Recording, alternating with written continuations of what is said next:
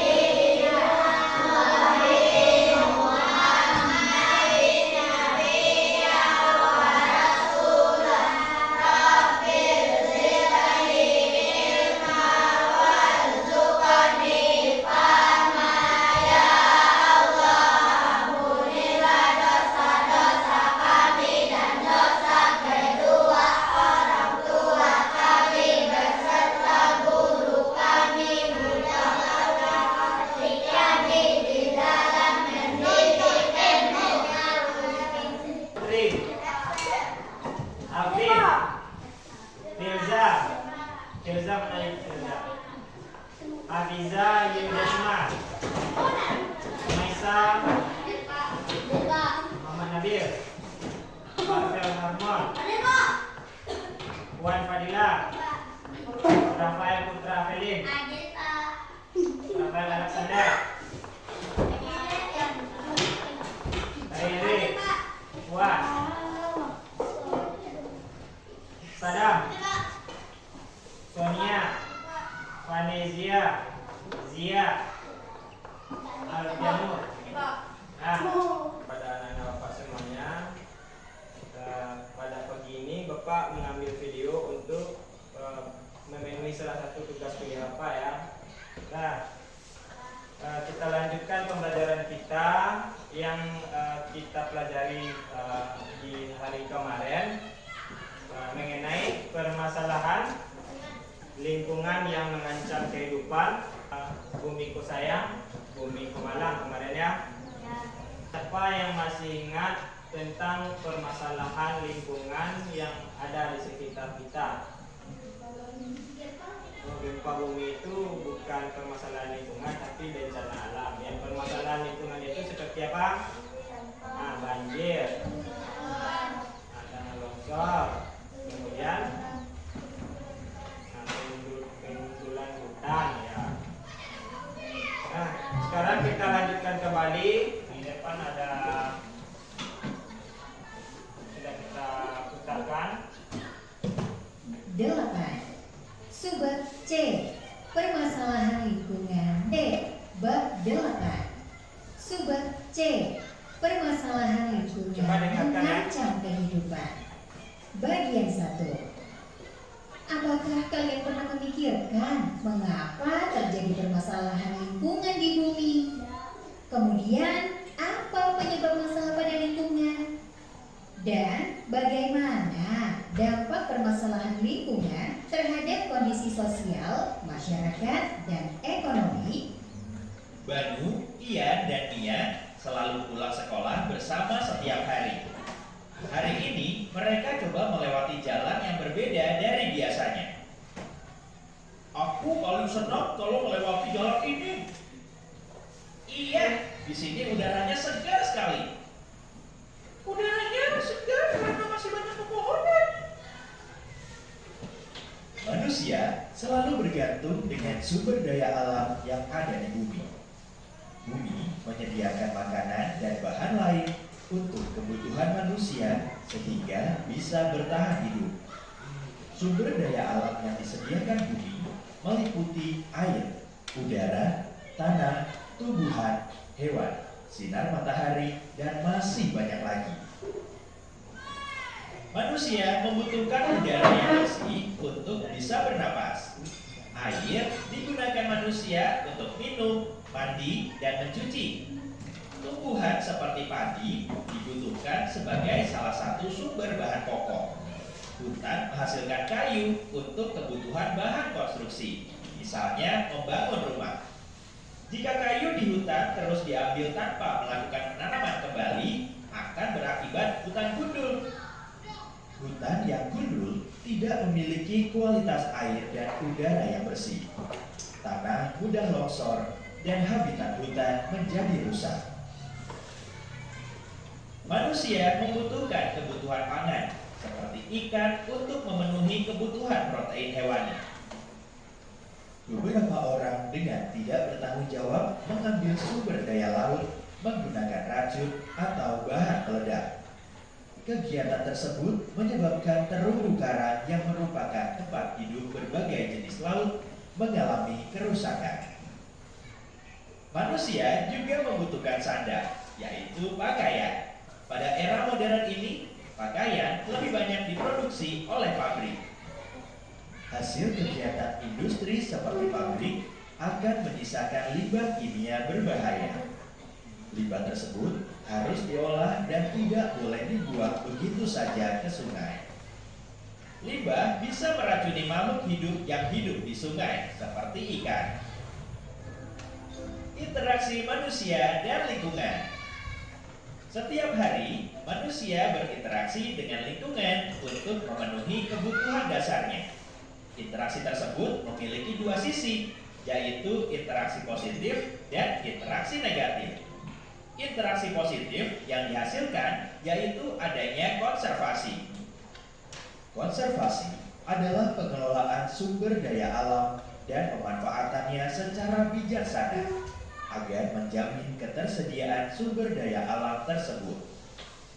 Kita membutuhkan air bersih, udara segar, makanan, dan energi untuk tetap hidup. Untuk menjaga sumber daya alam tersebut tetap ada, kita perlu melakukan konservasi. Contohnya dengan menerapkan prinsip 3R atau menangkap ikan dengan alat penangkap ikan yang aman. Contoh interaksi negatif antara lingkungan dan kebutuhan hidup manusia, yaitu penggunaan kayu yang tumbuh di hutan. Kayu banyak digunakan untuk kebutuhan papan, yaitu untuk membangun rumah atau membuat peralatan rumah tangga. Orang akan menebang pepohonan di hutan untuk mengambil dan memanfaatkan kayunya. Namun, dilakukan dengan membakar tanaman lain yang tidak digunakan sehingga terjadi kebakaran hutan. Hal tersebut menimbulkan interaksi negatif antara lingkungan dan kebutuhan hidup manusia. Mari kita belajar lebih lanjut mengenai deforestasi. Deforestasi adalah salah satu aktivitas manusia yang merusak bumi.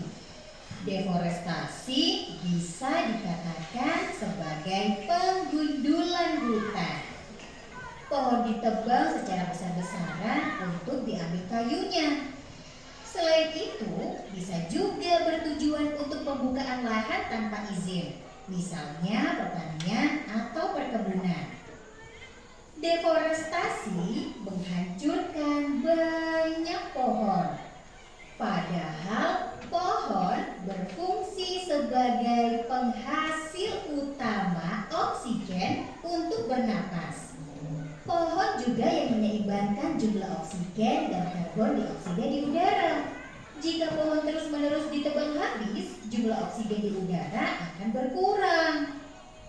Hutan juga berperan untuk melindungi dan menyimpan sumber air. Hutan dapat memurnikan air secara alami. Selain itu, hutan dapat mencegah terjadinya banjir saat terjadi hujan. Tanpa hutan, sumber air akan sulit dan rawan terjadi banjir saat hujan. Banyak kerugian terjadi pada alam dan lingkungan akibat aktivitas deforestasi. Deforestasi juga mengancam habitat tumbuhan dan binatang yang ada di dalamnya. Saat pohon ditebang, binatang akan kehilangan sumber makanan dan tempat tinggal. Tanpa makanan dan tempat tinggal, binatang tidak bisa bertahan hidup. Contoh nyata terjadi pada orang utan yang kehilangan tempat tinggal dan kehidupannya di hutan. Hal ini terjadi karena hutannya dirusak. Kira-kira materi mana yang paling berkesan dan kalian ingat selama pembahasan semua materi di buku audio ini? Nah, angkat tangan. Siapa yang bisa mengambil kesimpulan apa pelajaran yang didapat dari video yang ada ditayangkan di depan tadi? Silakan angkat tangannya. Siapa yang tahu pengertian dari konservasi? Konservasi itu adalah pelestarian suatu tumbuhan, hewan atau makhluk hidup agar bisa kita pergunakan terus-menerus tanpa habis-habisnya, masih bisa dipakai untuk kehidupan yang selanjutnya. Begitupun juga dengan yang ada di laut. Contohnya tadi seperti pengambilan, penangkapan ikan yang ada di laut. Contohnya kita menangkap ikan itu tidak dengan menggunakan ukat harimau. Jadi kita menangkapnya dengan jala. Supaya apa? Supaya ikan tersebut yang besarnya tertangkap, yang kecilnya nanti akan ada generasi supaya bisa melanjutkan keturunannya lagi. Jadi bisa berkembang biak lagi ikannya. Konservasi itu apa contohnya?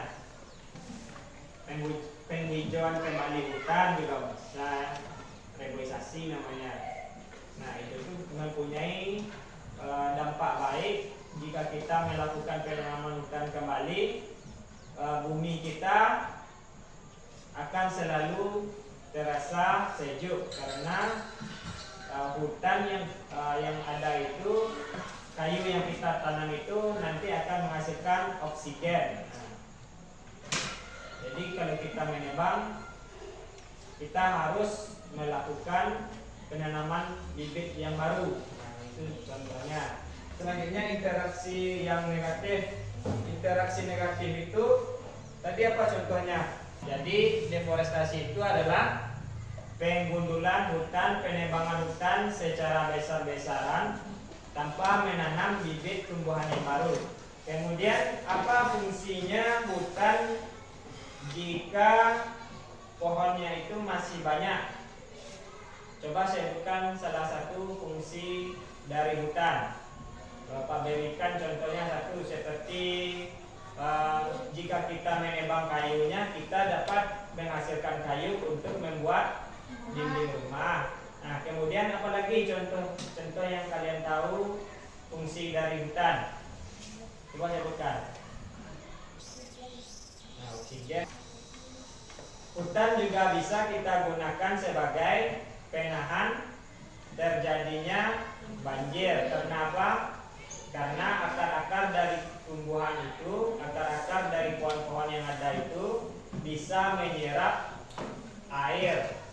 Kalau misalkan ada hutan masih lebat pohonnya, air di suatu daerah tersebut akan bertahan. Kemudian bagaimana jika hutan itu dirusak? Coba sebutkan.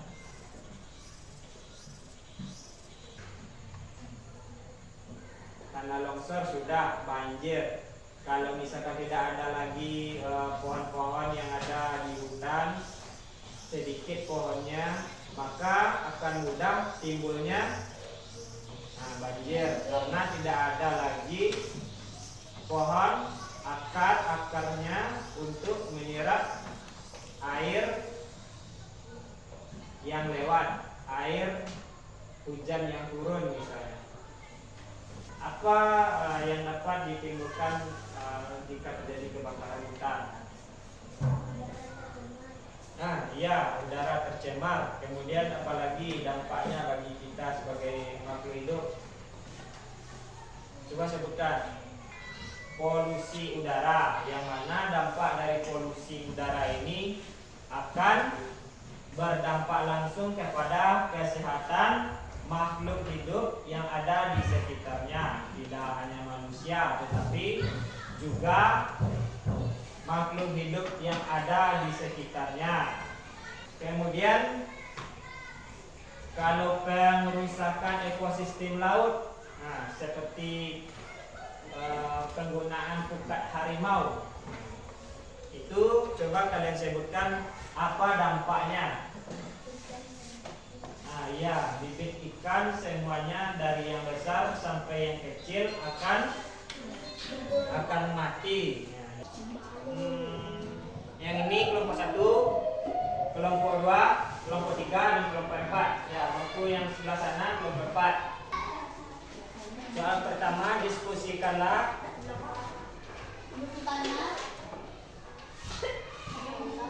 permasalahan yang terjadi di lingkungan sekitarmu. Kemudian yang nomor 2, tuliskan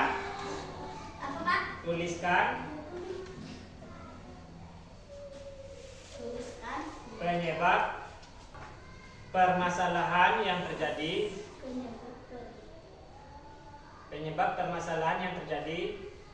di lingkungan sekitarmu. Yang ketiga, diskusikanlah solusi dari permasalahan tersebut. Duduk berkelompok.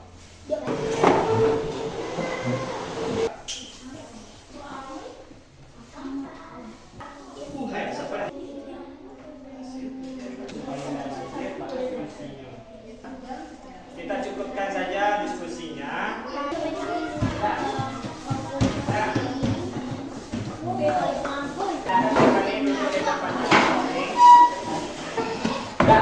Perhatikan semuanya. Jadi setelah kita diskusikan tadi, coba yang kelompok 2 sebutkan apa contoh permasalahan lingkungan yang ada di daerah kita sekarang, yang berada di sekitar kita sekarang. Coba sebutkan. Banjir, longsor, kemudian ya. Kemudian Bapak meminta kepada kelompok 3. Tadi sudah disebutkan oleh kelompok 1 salah satu contoh permasalahan lingkungan banjir. Nah, coba sebutkan bagaimana cara mengatasi supaya tidak terjadi banjir. Solusinya apa? Ya, menanam pohon agar bisa menyerap air tanah. Sampai di sini saja terlebih dahulu. Untuk kedepannya akan kita sambung lagi dengan materi pembelajaran yang sama,